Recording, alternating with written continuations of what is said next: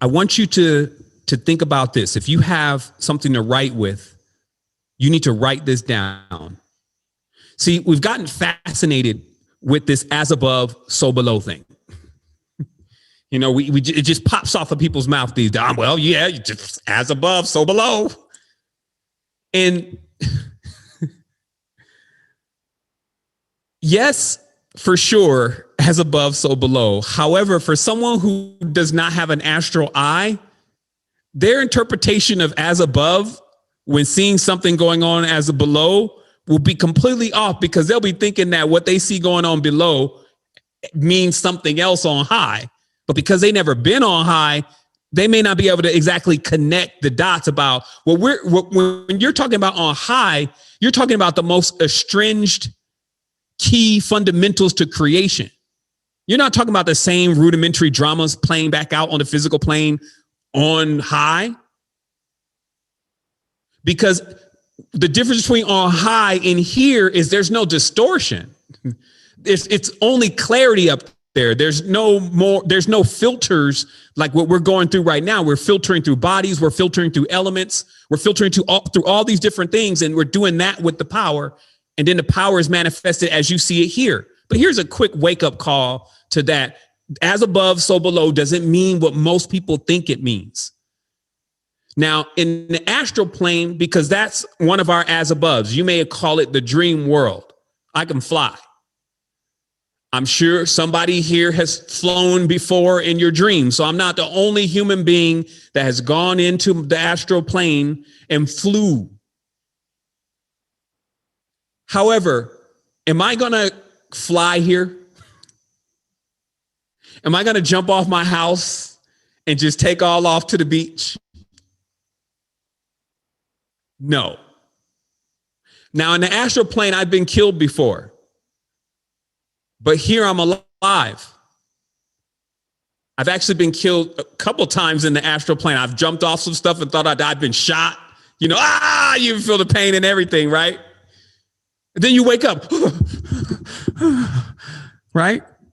But over here, if you get shot once, over there, though, you keep getting shot. So this is the issue, that people think that that's the fake world, but that's the real world. That's how things really are. You cannot die. You fly. But here in the fake world, you can't. And the contamination is, learn from this. When you let this existence here convince your conscious mind, your subconscious mind, and your dream mind, and your astral, and your spirit, and your soul, that it can die, because what goes on inside of you is the same thing that goes on out here, because as above, so below. Do I need to reiterate that to you one more time? I think I need to reiterate that, because this could be the meaning of one's entire existence into something going on way beyond this existence versus being trapped here infinitely. It's so important to realize that you can there's a limitation here. There's a place that you have that's adjacent to this where you don't die and that you can fly. Here, you can die and you can't fly. What does that tell you? That there are many things that are not a direct connection to this next world. So don't fool yourself into believing, and this is very important, don't fool yourself into believing that the things that matter here, all the things that matter here, matter there. If you understand what I'm saying, it'll remove a tremendous weight off of you. Folks be thinking the stuff that they're doing here is really affecting what's going on the bigger team. They think, oh man, I shouldn't have done that 10 years ago. And they feeling all that weight. Oh, I'm the worst person. It's like, over there, you don't die. Here's another thing, like there's no four elements. That's the whole thing. The four elements create the physical world. Any magus knows this. So once we leave the physical world, there's no fire, there's no earth, there's no air, there's no water. So you don't get thirsty, you don't run out of air. You don't need a ground to stand on. None of that is going on because you've just gone away from the four elements. So the first thing that goes is air, because air is the most powerful element on the planet. Like there's a reason why air is in a certain position. In the planet, this thing is a sliding scale of power. Some people think, oh, everything on the earth is the same. And come on already. This is a sliding scale.